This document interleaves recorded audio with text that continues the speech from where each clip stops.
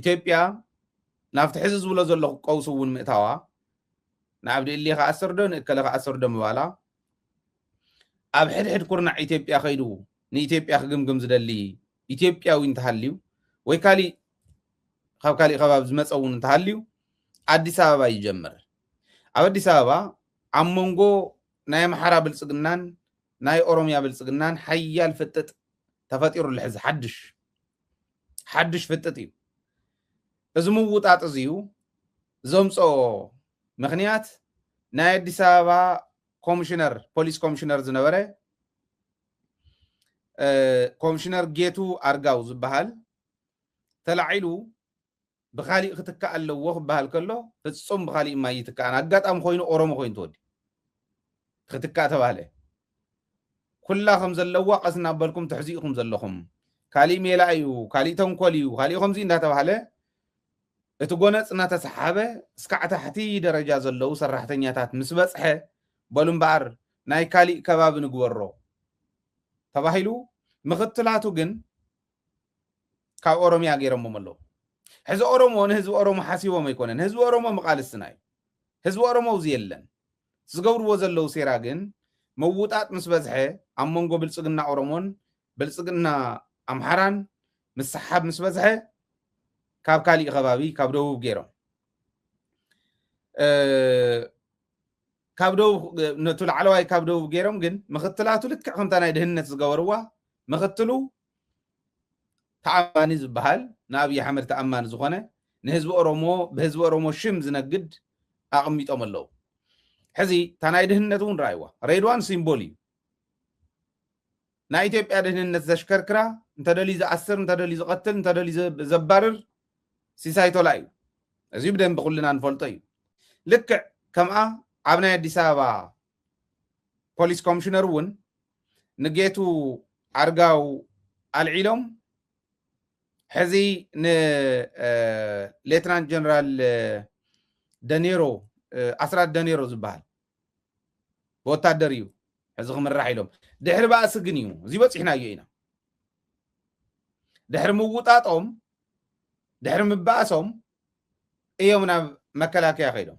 ቀስ እናበለ ናብ መከላከያ ይኸድ ከም ዘሎ ናብ ሰራዊት ወታደራዊ መንግስቲ ናብ ምዃን ክኸይድ ከም ዝኽእል ብዙሓት ይገልፁ እዮም እዛ ሕዚ ዝገልፃ ዘለኹ ድማ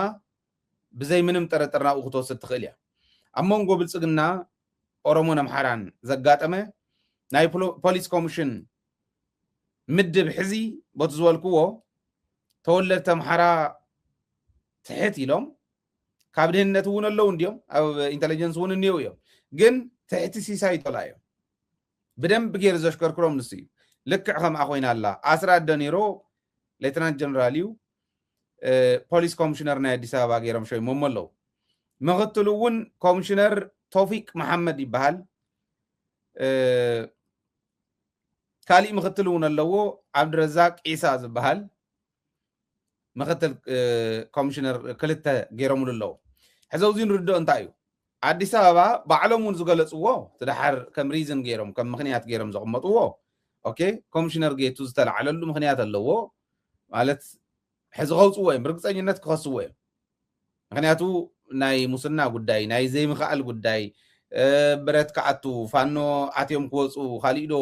ጌርካ ኢኻ ዝብል እዩ ንዕኡ እውን ዘጣወቕሉ መሰረታዊ ለውጢ ክንገብር ኢና ኣብ ፀጥታ ዝብል ምክንያት እቲ ከቨር ምክንያት ግን መሰረታዊ ለውጢ ክንገብር ኢና ኣብ ፀጥታ ዝብል እዩ እዚዩ ንድሕንነትና ክንብል መከላከያ ክቆፃፀሮ ክንገብር ናይ ግድን እዩ መዲና መከላከያ ክቆፃፀራ ክእል ኣለዎ እታ ርእሰ ከተማ ናይታ ሃገር መከላከያ ምስ መከላከያ ምትእስሳር ክህልው ኣለዎ ዝብል ስለ ዘለና ኢና ቀይርና ካዮም ኢሎሞ ጠንካራ ናይ እዝ ሰንሰለት እንተዘይሃልዩ መከላከያን ናይ ርእሰ ከተማና ፖሊስ ኮሚሽንን ክናበብ ተዘይክኢሉ ሓደጋ ስለ ዝኾነ ኢና ልዒልና ካዮም ኢሎሞ ከምኡ ይኮነን እቲ ወደ ልዒሎም ብርግፀኝነት ኣብ ቀረባ እዋን ክኸስዎ ከም ምዃኖም ኣይጠራጠርናነ ምክንያቱ ተለዓለሉ ምክንያት ሓደ ከባቢያውነት እዩ ካልኣይ ኣሳቢቦም ብወንጀል ኣሳቢቦም እውን እዮም ኣልዒሎሞ ቦቲ ዝብልዎ ዘለዉ እንተኮይኑ ኸንብል መከላከያ ክሕዞ ስለ ዝደለዩ እዮም እንተበልና ኸ ብሓቆም እዮም መከላከያ ክሕዞ ደልዮም የሚልና እንተኸይድና እውን ኣብ ሓደጋ ኣለዉ ማለት እዩ እንታይ ማለት ይመስለኩም ንድሕንነትና መከላከያ ይሓዞ እንተኢሎም ናብ ኮማንድ ፖስት እንዳተሰጋገራ ዝኸዳ ከተማታትን ተሃገር እውን ከም ብምሉእ ከም ሃገር ናብኡ ክትሰጋገር እትኽእል ሃገር ምዃና ኣየጠራጠርን ትዘላትሉ ሕዚ ንሪኦ ዘለና ንሱ ስለ ዝኾነ ፖሊስ ኮሚሽን ምስ ኢንተለጀንስ ክናበብ እንተዘይክኢሉ ናይቱ ናይ ኣዲስ ኣበባ ምሕዳር ፖሊስ ኮሚሽን ምስ ፌደራል ፖሊስ ኮነ ምስ መከላከያ ክናበብ ዘይኽእል እንድሕር ኮይኑ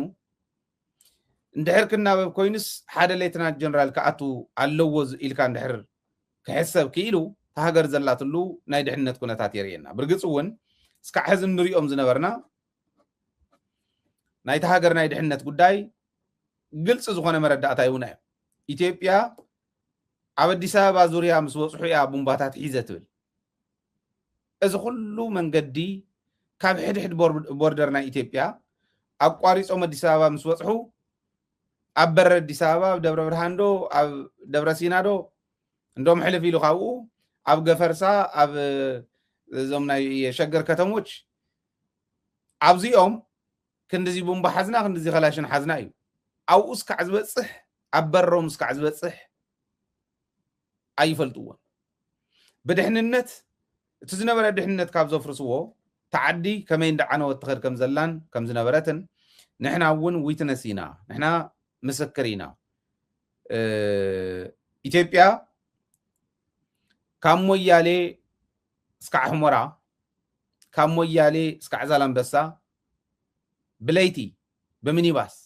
ኣነ ሃረር እውን ስለ ዝነበርኩ ኣየር እንድሕር ዘይሃሊና ገንዘብ ታደሞዝ ናይ መምህር ስለ ዝኾነት ወይ ብመኪና እንድሕር ንኸድ ኮይና ብለይቲ ካብ ሃረር ንመቐለ ንሽረ ንኣቱ ነርና ይእቶ ነይሩ ብለይቲ በቃ ብምኒባስ ትኸይድ ሰላም ነይሩ እቲ ከባቢ ሕዚ ድሕንነት ናይቲ ሃገር እሞ ይትረፍ ናይ ኣዲስ ኣበባ እውን የተሓሳስበና እሞ ብሓደ ሌተናንት ጀነራል ክነመሓድሮ እዝዝ ምስ መከላከያ ክራኸብ ዝኽእል ኢሎም ከምዚ ምቕማጦም ክንደይ ናይ ዝኣክል ወዲቓ ከም ዘላ ብድሕንነት ተዓዲ የርኢ ክብል ደልየ